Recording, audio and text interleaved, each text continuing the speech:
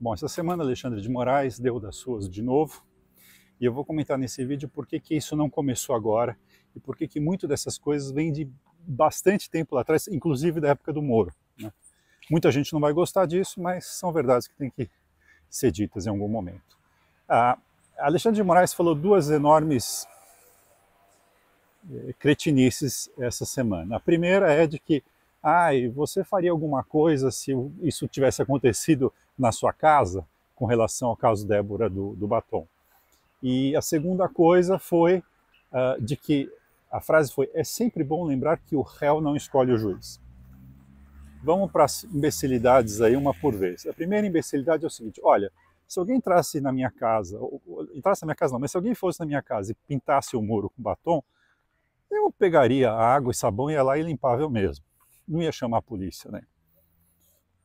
Se talvez tivesse pichado o muro e tal, eu teria, sei lá, pedido para a pessoa pagar a pintura do muro, né?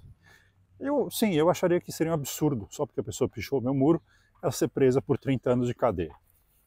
Acho uma questão de proporcionalidade. E eu acho que o que revolta muitos brasileiros é que é uma pena que não se aplica nem a bandidos mesmo, o cara que é assassino, etc.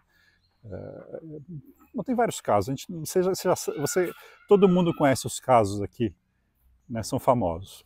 A segunda cretinice dele parte de uma verdade, mas é uma verdade distorcida. Sim, é verdade que o réu não pode escolher o juiz, mas o processo de impedimento não é para que o réu escolha o juiz. O processo de impedimento é para que o juiz não escolha o réu. Isso é importantíssimo falar, porque tem vários problemas nesse processo. E claramente o Alexandre de Moraes não poderia estar jogando isso, né? A questão do impedimento fala dele ser vítima, também está como vítima no processo, o que é verdade. Mas tem inclusive coisas muito mais graves, né? Por exemplo, que é o fato de que o STF nem deveria estar julgando esse caso, porque as pessoas não têm fórum especial, não têm fórum privilegiado, não deveriam estar sendo julgados pelo STF. E aí tem essa questão também de que o STF não tem estrutura para julgar as pessoas individualmente, então está querendo julgar em grupo. Não, isso é um puta do absurdo. Quer dizer, como assim julgar em grupo, dizer que todo mundo é culpado, tipo uma formação de quadrilha, como se fosse uma formação de quadrilha? É um absurdo imenso. Agora, o outro ponto que eu acho que é extremamente desagradável é falar que isso é um processo que vem de muitos anos e que as pessoas sempre fecharam os olhos para isso. Então eu vou falar um pouco da questão do processo lá do Moro com relação à Lava Jato. Eu não vou entrar muito na questão legal, porque legalmente no Brasil não tem muito valor. Porque legalmente, no final do dia, quem decide é o STF. Aliás, no mundo inteiro, quem vai decidir é a Suprema Corte, o STF, e vão decidir da cabeça dos caras, e meio que tanto faz o que a lei diz ou disse.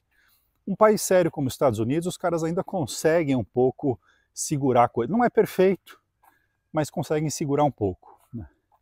Eu tenho restrições com relação ao direito romano. Eu acho que o direito anglo-saxão funciona muito melhor, mas enfim. O Moro, por exemplo, essa coisa do Moro perguntar direto para o réu: e o que você acha disso? Você tem o direito de se defender agora, mas o que você acha disso? O que você acha daquilo? Você fez isso? É um puta do absurdo. É um puta do absurdo. Assim, eu não tenho a menor dúvida que Lula era corrupto. Nós temos centenas, centenas, centenas de executivos da Odebrecht que confirmaram isso. Centenas de depoimentos, de provas com relação a isso. Não é só um apartamento, um pedalinho. Não, isso é só um pedaço do negócio. Coisa muito maior. Quer dizer, é evidente. Tem casos aí, no Palocci, mais de 30 milhões de reais que ele está tentando reaver e tal. Peraí, é óbvio que houve corrupção. Mas a questão não é essa. A questão não é porque é óbvio que houve corrupção que logo o cara é corrupto. Você tem que provar isso, tem que ter um certo processo. Tem que ter instituições funcionais. Eu não gosto da palavra instituições fortes, porque o STF é uma instituição forte, mas não é funcional. Então o importante é que sejam instituições funcionais. Tem que ter um certo processo legal. Sabe, não é porque é o Lula, então vale tudo. Porque isso acaba estourando a nossa cara depois, né? Como está acontecendo com o Alexandre de Moraes. Quer dizer, a sociedade como um todo vem aceitando um monte de absurdos, um monte de abusos, né? Ainda que alguns sejam legalmente justificáveis, mas em qualquer país sério do mundo, você não vai ter um juiz perguntando coisas direto para o réu, a não ser coisas muito simples, quando é uma multa de trânsito, alguma coisa muito boba, mas do contrário, quem fala com o réu é a acusação e a defesa. Né? Não é um juiz que vai estar falando, você acha isso, você acha aquilo, vem cá. E outro caso mais grave, o juiz que comandava na prática, de facto, comandava a investigação. Quer dizer, a investigação tem que ser feita, tem que haver uma divisão das atividades, dos poderes. Porque no final do dia, se nem um cara corrupto como esse, os caras conseguem pegar da forma certa, imagina os casos mais não tão óbvios e não tão evidentes. Então é isso, quer dizer, infelizmente, porque no final do dia, Lula, Bolsonaro e tal, daqui a 30 anos ninguém nem vai lembrar quem são esses caras. Não tem nada de ultra relevante sendo feito no Brasil hoje, assim como não teve nos últimos 500 anos, não vai começar hoje. Mas vamos ser honestos, não é que é um caso típico, tá contra. Não. Se você pegar os últimos presidentes do Brasil, você teve um cara só normal que foi um presidente normal de um país normal. Eu não estou dizendo que ele tenha sido um bom presidente, mas o único cara sem nenhum grande absurdo foi o Fernando Henrique. Todos os outros, você vê, o Collor foi esfaqueado logo na campanha. Você teve o Lula, que foi preso. Você teve o Temer, também foi solto, mas chegou a ser preso. Você teve a Dilma, que teve impeachment. Você teve o Fernando Henrique, que foi o único mais ou menos normal. Antes você teve o Itamar, que era um vice. Você teve o Collor, que sofreu impeachment. Você teve o Tancredo, que morreu logo na mês de operação. E você teve antes disso, um monte de presidentes militares. Quer dizer, nós falamos um negócio extremamente instável, extremamente de qualquer jeito. Então, em algum momento, se esse país realmente quiser ser funcional, quiser crescer, quiser ficar rico, quiser virar não só um lugar bonito. O Brasil é um lugar muito bonito, bacana, natureza exuberante, né?